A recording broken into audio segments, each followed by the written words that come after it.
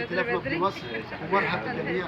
تحيا مصر، تحيا مصر، تحيا مصر. وعايز تقول ايه للائتلاف بتاعك النهارده وانت مجتمع بيهم؟ طبعا الحمد لله احنا شغالين، عندنا 4 مبادرات رسميه، احنا الائتلاف الوحيد اللي مسجل تبع الملكيه الفكريه مصر الماده 5 من الدستور والماده 69، واحنا موثقين ومشارين، وطبعا معروفين الحمد لله احنا على ارض الواقع ودول وهنبتدي بقى المرحله اللي جايه دي التنمويه بقى عن طريق الجمعيه الخيريه للتدريب ورعايه ذوي الاحتياجات الخاصه. انا برضه رئيس مجلس الاداره بتاعتها برضه الحمد لله.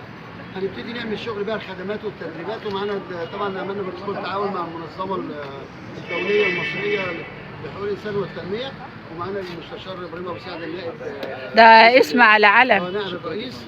ربنا يبارك. دايما بيشرفنا. والمفاجاه كان اول في رمضان كنا بنعمل فطار مع بعض، وبعزمهم دلوقتي رمضان زي السنه اللي فاتت في قصه ثقافه رود الفرج ان شاء الله. لا وانا معاكم رمضان ده، انا بقالي شقه في الهرم الوقت انا وياكم الشغل بقى الرسمي من اول بكره ان شاء الله. وكل سنه وانتم طيبين. واحنا اهو من قدام الاوبرا المصريه، الثقافه والعلم والفن والحضاره، وبنقول كلمه للمصريين: تحيا مصر برجالها، رجال الشرطه ورجالها الجيش وكل من هو بيحمل كلمه مصر. تحيا مصر، تحيا مصر من ارض الكنانه ومن امام التاريخ كله.